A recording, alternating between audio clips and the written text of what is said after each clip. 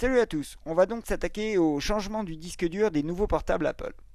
Tout d'abord le petit loquet pour désolidariser la trappe basse. On tire sur la languette en plastique pour enlever la batterie, que voici. Et ensuite, à l'aide d'un petit cruciforme, tout simplement, on va dévisser l'unique vis qui va permettre de retirer le disque dur. Voilà, une fois que la vis est dévissée, on a un petit rectangle en plastique à enlever. Alors n'hésitez pas à tirer par la vis puisque la vis est solidaire de ce petit guide. Voilà qui est fait. Ensuite, toujours avec la languette, on tire. On retire la nappe SATA qui est sur le disque.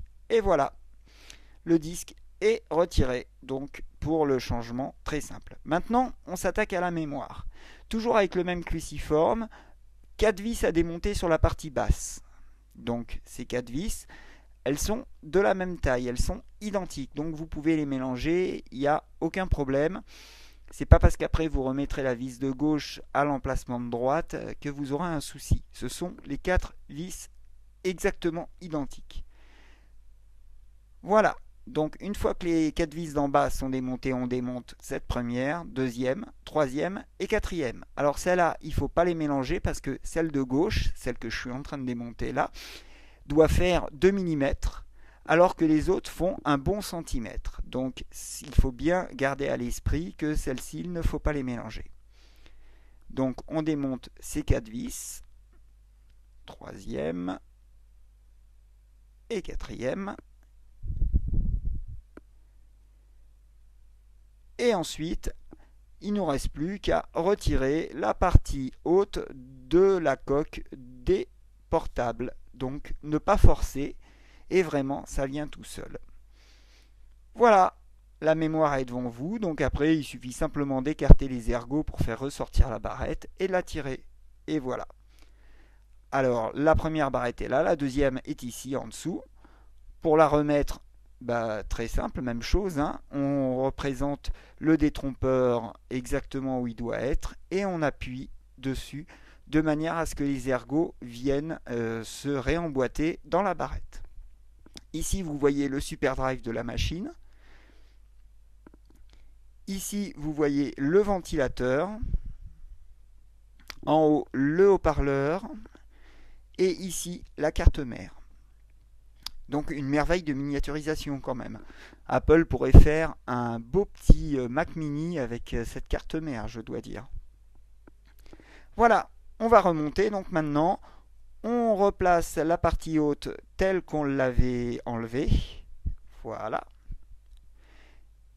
Et on s'assure bien qu'il n'y a pas de jour, donc ni à droite ni à gauche. Et on remet donc les 4 vis d'en haut tout d'abord, sans les mélanger.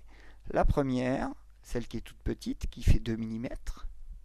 Et ensuite les 3 autres qui sont semblables. Et elles qui font un bon centimètre de hauteur.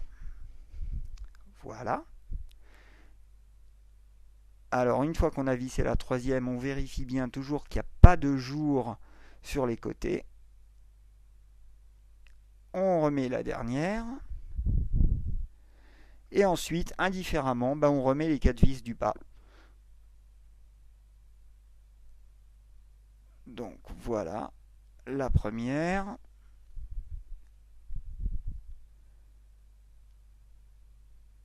La seconde. Donc vous voyez, somme toute, une opération relativement simple à réaliser. On n'a besoin que d'un seul tournevis, un petit cruciforme. Et je dois dire que changement du disque dur et changement de la mémoire, il y en a à tout casser pour 5 minutes. Allez, 5 minutes pour quelqu'un qui est lent, 3 minutes pour quelqu'un qui est rapide. Mais vraiment, c'est un jeu d'enfant. Voilà la troisième. Et voilà la quatrième. Donc là, on aura réinstallé la partie haute de la coque. Maintenant, on va remettre le disque dur. Donc, on reprend notre disque. On réenclenche la nappe SATA sur le connecteur SATA du disque. Les 4 vis du côté du disque, on les met, donc les 2 de la partie gauche, dans les emplacements prévus à cet effet. Et on remet notre petit guide en plastique noir qu'on revisse toujours d'abord vers soi et ensuite à l'extérieur. Même chose pour la batterie, d'abord vers soi, puis on pousse. Et même chose pour la coque, d'abord vers soi et ensuite on appuie dessus de manière à ce que le loquet. Voilà, très simple, ça dure que 5 minutes. Allez, bye bye à tous.